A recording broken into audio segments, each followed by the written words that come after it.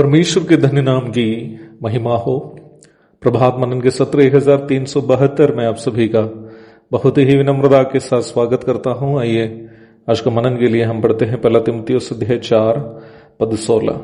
अपनी और अपने उपदेश की चौकसी रख, इन बातों पर स्थिर रह, क्योंकि यदि ऐसा करता रहेगा तो तू अपने और अपने सुनने वालों के लिए भी उद्धार का कारण होगा।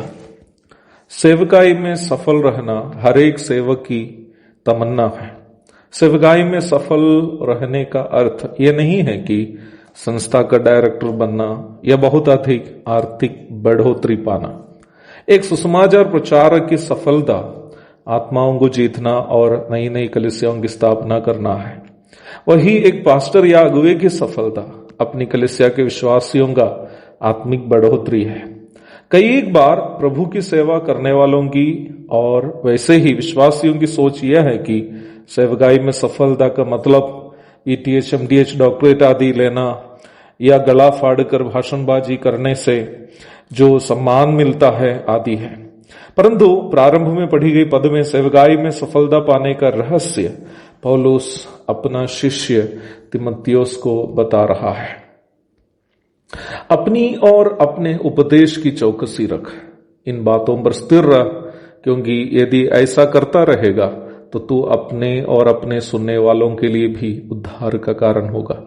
एक नजर से देखने से हमें लगेगा कि पौलुस यहां दो बातें कही हैं, बल्कि सच्चाई यह है कि दोनों एक ही बात के दो पहलू हैं।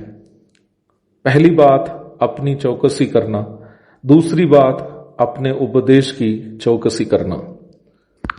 संक्षेप में बोलूं तो व्यक्तिगत जीवन में पवित्रता बनाए रखना और वचन के सही उपदेश को थामे रहना।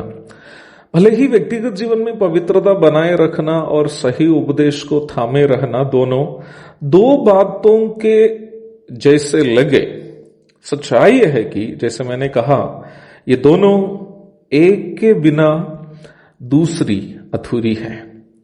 आप इस बात को अवश्य जानते ही होंगे कि पहला पाप जो मनुष्य किया था वह परमेश्वर के वचन का उल्लंघन था। आज भी पाप और पवित्रता को परिभाषित करने के लिए परमेश्वर के वचन के बिना कभी भी संभव नहीं है। मैं 2-3 उदाहरण आपसे कहना चाहता हूं। दुनिया के सभी धार्मिक ग्रंथ दुश्मन के साथ दुश्मनी करना गलत नहीं समझती है। केवल और केवल बाइबल ये सिखाती है कि अपना दुश्मन से प्रेम करना और उन्हें यदि भूख या प्यास लगती है तो खिलाना या पिलाना। दुनिया के सभी अन्य धर्म एक से अधिक पत्नी रखना या तलाक करना आदि को गलत नहीं मानते हैं। तो बाइबल नया नियम में यह सिखाया गया है कि एक पुरुष की एक ही पत्नी हो या एक पत्नी का एक ही पति हो। नया नियम तलाक का भी स्पष्ट रूप में विरोध करते हुए हम नए नियम में देखते हैं। मैं इस बात को बहुत ही स्पष्टता के साथ कहना चाहता हूं कि प्रायोगिक जीवन के किसी भी क्षेत्र में सही और गलत की पहचान करने के लिए बाइबल के बिना कभी भी संभव नहीं। जैसे वचन का उल्लंघन पाप है, वैसे ही वचन का पालन जीवन के लिए पवित्रता है। हमारे जीवन को वचन का पालन पवित्र करता है। यूहन्ना अध्याय 15 की 3 से 5 तक के पदों में प्रभु यीशु मसीह इस प्रकार कहता है, तुम तो उस वचन के कारण जो मैंने तुमसे कहा है शुद्ध हो। तुम मुझ में बने रहो और मैं तुम में। जैसे डाली यदि दाखलता में बनी ना रहे तो अपने आप से नहीं फल सकती, वैसे ही तुम भी यदि मुझ में बने ना रहो तो नहीं फल सकते। मैं दाखलता हूं, तुम डालियां हो। जो मुझ में बना रहता है और मैं उसमें, वह बहुत फल फलता है, क्योंकि मुझसे अलग होकर तुम कुछ भी नहीं कर सकते। प्रभु में बने रहने का मतलब क्या है? यूहन्ना 15 की 7 में हम इस प्रकार पढ़ते हैं, यदि तुम मुझ में बने रहो और मेरा वचन तुम में बना रहे तो जो चाहो मांगो और वह तुम्हारे लिए हो जाएगा। इसका मतलब प्रभु में बने रहने का अर्थ प्रभु के वचन में बने रहना है। प्रारंभ में पढ़ी गई पद की परिप्रेक्ष्य में यदि बोलूं तो पवित्र जीवन बिताना और उपदेश को थामे रहना दोनों एक सिक्के के दो पहलू के समान ही हैं। क्योंकि यदि आप जिस प्रकार बाइबल का उपदेश को समझते हैं और वह गलत है, तो स्वाभाविक है कि आपकी गलत समझ आपके जीवन पर भी गलत प्रभाव डालेगा। इसका मतलब अपना जीवन को पाप से बचाकर पवित्रता में जीने के लिए हमें बाइबल का सही उपदेश को समझकर उस जीवन में लागू करते रहना अनिवार्य है। जब एक प्रचारक या प्राचीन सही उपदेश को समझकर उसे अपना जीवन में लागू करते हैं तो उनकी सेवकाई के द्वारा उनसे सुनने वाले चाहे विश्वासी या अविश्वासी आशीष पाएगा।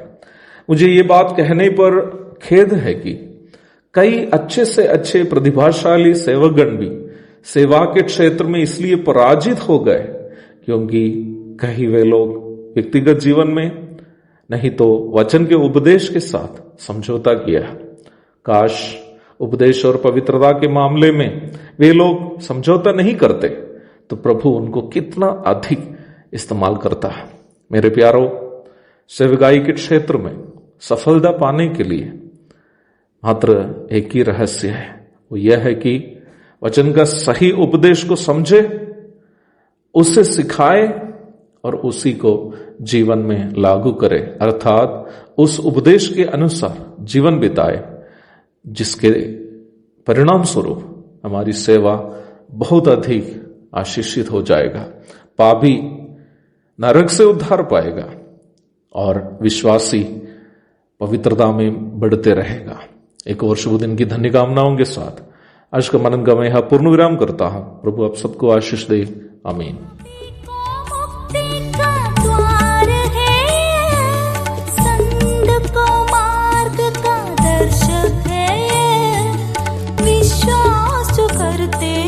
उसके लिए अनंत जीवन का साधन है।